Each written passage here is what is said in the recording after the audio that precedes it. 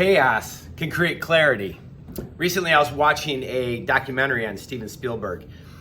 Pretty interesting as it kind of went back through all the movies that he's made. And I forget which movie they were talking about specifically, but it sounded like things were just a little out of control. A lot of challenges, a lot of things coming up unexpectedly, and he described it as chaos. But he said, out of that chaos can come clarity.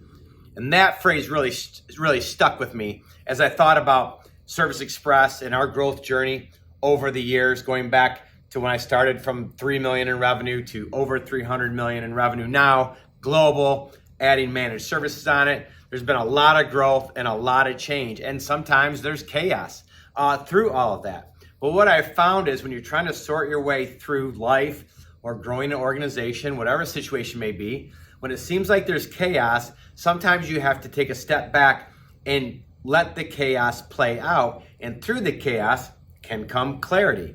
You know, I talk a lot at Service Express about the growth of the company answers all of our questions. Sometimes we just have to give it time.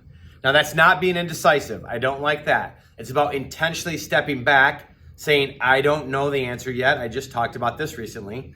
And saying, let's see how this plays out. And that will create clarity for us. And clarity will help lead us to a decision. And then we'll make a right, hopefully, better decision going forward. So if you're in that in any way in your life, if it's personal, if it's in your professional life, whether you're in leadership or not, if you're in leadership, my position as CEO, growing Service Express, out of the chaos can come clarity. You just have to give it a chance to play out. And if you're not sure about the decision, just give it a little bit of time. Again, not indecisive.